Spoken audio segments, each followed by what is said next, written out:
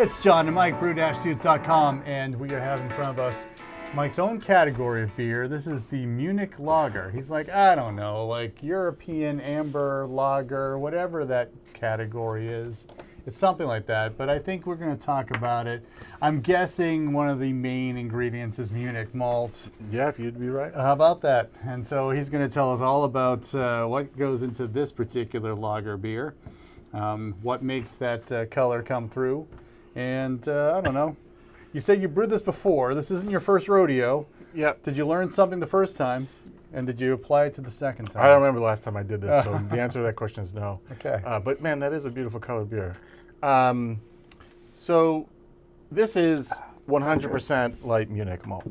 Okay. That's the recipe. All right. If you like these videos, keep them up. So this is 100% light Munich. Happens to be Valley Malt. Oh. Light Munich. That's not why. I'm not trying to showcase that necessarily, but you have a ton of malt, right? But I have like 40 something pounds of it. So so this is 100% Munich malt. The hops in this were it's Liberty, just a 60-minute edition, about 30 IBUs of Liberty. So sort of pulling what I like from some of I love Liberty beers, and those other beers. Yeah. So I fermented this with Cellar Science German, so Weinst the 3470 basically. The mash schedule on this one was a little bit different. For some reason, I decided to try it. I actually dough'd in at about 135 F, so sort of on the higher range of a protein rest. But I was just curious how that would affect attenuation. So I did 10 minutes at 135. Once I had it all mixed in, I started ramping right from there. Up to 145, held that for 30 minutes, ramped up to 155, held for 10, and then to mash out for 10 minutes. All in the Brewzilla because the Brewzilla lets me do that. I'm not doing it automatically in a program. I just show back up, and I'm looking at the time. But you're anyway, pushing the button. I know how long it's going to ramp roughly. So the starting gravity on this was 1044. Finishing gravity on this was 1012. For an ABV, about 4.2. Nice. So I call this Munich Lager, but there really is no real such thing. I guess in some ways, it certainly isn't a Munich Helles, because that'd be way too light. This is clocking in at about an 8 SRM. A Munich Dunkel, it's probably only half as dark as a Dunkel. A Dunkel starts off maybe around 14 or so. Okay. For color, so significantly darker, more of a brown lager. And a Munich Helles is just way too light in flavor. So this is all bready. It's not really a Vienna, because I think the Munich's just a little too strong to match up to a Vienna flavor. What's the other thing that it's close to? It's sort of then leaning into like Festbier territory, but it's too dark for that, for traditional golden Festbier. It looks like an American-style Oktoberfest, right? Yeah. And I think the taste is passable for that. I mean, it's very bready. Yeah. So anyway, I just call this Munich Lager, which is just 100% light Munich. If I want to do a Dunkel, I would probably substitute in, say, 40% dark Munich, which would be about, anywhere between, 16 and 20 love. And that would darken it and bring a lot more of that baked bread pretzel thing to the table, right? So I've done this in the past, a long time ago, just all Munich malt. I just wanted to refresh myself with what Munich malt tastes like. I guess this is actually a smash beer, isn't it? Maybe. I just dawned on me. I just really wanted to refresh myself with Munich. Sometimes Munich can taste weird at 100%, just because it is so bready, so a lot of Maillard type flavors and stuff. But I'm pretty happy with this came out. I think the body is light and pretty good. You tell me. You tell me before I was going to say, wax like, on. all those malt spec sheets, they have descriptors that like taste weird. Yeah. That's something. I don't know. First of all, let's talk about the color. Kind of a dark copper. It's going to clarify really nice. It's still a little cloudy, but how long has it been in the keg? Not too long, right? A week or so. Yeah. When I'm getting it ready for this type of thing, usually those first couple pumps, it's a fresh keg. So.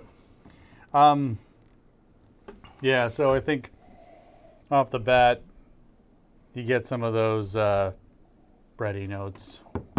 Trying to pull out some of the Liberty, I don't think it's there. It's very malty on the nose, and then the promise of malt comes through in the flavor. It's there. Mm. It's not as doesn't finish as crisp as say a Pilsner, some of those drier Pilsners that we've had. But it's respectable. I think you kind of nailed it with, if it had maybe some other character building malts in it, then it would be a typical like Sam Adams Oktoberfest related beer. You know, I think it's less characterful than some of those, but certainly it's passable. It's an enjoyable, almost like a fall time beer. Yeah. You know? It's got a lot of that just darker bread crust type of thing going for it. It can be probably overwhelming. I don't know. I could probably maybe drink 2.5 of these and then be like, man, this is just a lot of malt character. It's not a heavy beer, but it's just a lot of flavor, a lot of malt flavor. Cutting this with just 20% Pilsner malt would really lighten it quite a bit. Yeah. And maybe, make that breadiness more chronically palatable. I think this goes to show, the reason why I wanted to do this is playing with like, what's the threshold for how much Munich would I drive into, say, an American Pale Ale? It's like base malt in Munich, right? I mean, 100%, this is great. The color is great. It's just a little bit too much. So maybe 50-50 of this, and as opposed to say 20%, like a standard Sierra Nevada Pale Ale is like 10% Crystal, 60 in base malt, right? I mean, different flavor profile than this for sure, but that's like just giving your mind a ballpark of where I think like that is where you want to start with American Pale Ale. I love the color. I mean, I also just wanted to see what this 8 Lovebond Valley Malt Munich Malt would look like. I mean, I love the color. And it's funny to struggle to get like these types of deep copper. I mean, if it didn't taste this way, you could almost pass this off with an American hopping schedule and call it an amber ale, and you'd be there, right? Fine, yeah. So something to think about, my obsessed amber ale thing. Yep. But yeah, so I really recommend trying a full, because Munich Malt, it's a base malt. It is a base malt. It fully self-converts, just like anything else. You just want to be a little bit more conscious of your mash regime, because it doesn't have as much disac power as like your straight up 2-row does. Sure.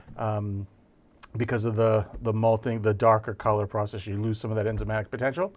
But you can definitely work that back in with a little bit of Pilsner malt and lighten the load a little bit. So I just wanted to give it a try and get a sense of what Munich tasted like again. And now I think I've got it in the brain for future developments. Oh, future developments. So, how about that?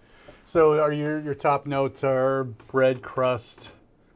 What other? I think it's borderline like this would be absolutely killer with like a Bavarian pretzel, big soft pretzel. That's what I get, is at that exterior of a Bavarian pretzel. I mean, that's what this malt is all about, really, in general. So this would go down really great with sausage and mustard. I mean, it would be perfect, and it would hold up to that. I mean, drinking it on its own, and maybe there's slightly, your Munich Helles and your Pilsner for that, but with food, it would this work well. This would just crush. Sure. It would totally crush. So anyway, so I get that bready bread crust thing here, but it's not over intense. It's not toasty either. Like if you're trying to build this from like a Pilsner base, a little Munich, maybe a little Cara aroma, whatever, you start blending those things in, it would be different than this, maybe a little bit lighter, but you'd have those toast notes. Where I think Munich on its own, it's unique. It's rich, it's bready, but it's not toasty. It's like dark bread, but it's not like rye or something, but it's just it's almost like a fresh baked bread, like just that big aroma. So this is really great. I mean, I would put this in the rotation for like a fall lager or even a spring lager. Is it in that Märzen category? Color-wise, sure, but it's just still a little too strong. In terms of that malt flavor, just all Munich. Totally worth it, totally enjoyable, totally tasty. But it might weigh you down a little bit. Your palate, though. Your palate, not your gut. Yeah, true that. I'm with you. I think that it was a good experiment. Your smash beer, your accidental smash, right? Yeah, I wonder if some of those German noble hops also would play nicer with it too. Get more of that spicy herbal thing going. Yep. And I mean, Liberty is good, but it's more, almost like more minty, like towards that range than spicy, right? Yeah, it's not quite noble. I didn't have any noble hops when I wanted to do this, and Liberty was the closest thing to it. You got it. So I went for it because I like that. I like that in lagers. So I leaned a little bit more on the sulfite balance of the sulfite chloride ratio, and I can taste it. You can feel it in that hop bite. Like there's really not a lot of hop flavor here from that Liberty. It's just all bitterness, but you can taste there's a little bit of bitingness from the bitterness. Yeah. I think that's I think it's almost 2.5 to 1 sulfate chloride. So it's really making a standout, which I wanted in order to help detract from what I knew was going to be intense breadiness. So otherwise it would be out of balance. Yeah. Less balance. So. All right. Well, sometimes you gotta just go for it. Just go for it. 3.5 gallons of smash beer and see if that thought you had about the malt flavor is actually true. And also, do you think that our local maltsters are producing a good product there too? Yeah. Absolutely.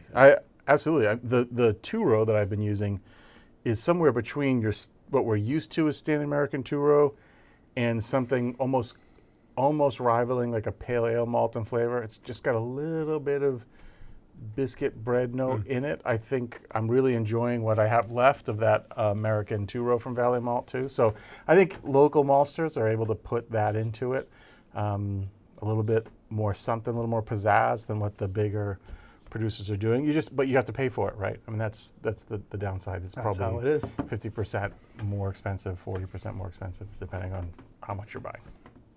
But I think you got a deal. You got a deal on the delivery, right? Like it was free shipping for 40 pounds. Yeah, that's how they pack it. 40 pounds, so they can achieve free shipping. But it was like $80 for a sack, so it's like $2 a pound. Versus like if you go to like a big online supplier and buy like raw Breeze two-row, it's probably closer to $1 something a pound, $1.20 a pound. Something. You know? Yeah, I think things might be a little bit more expensive nowadays, but you never know. Oh, okay.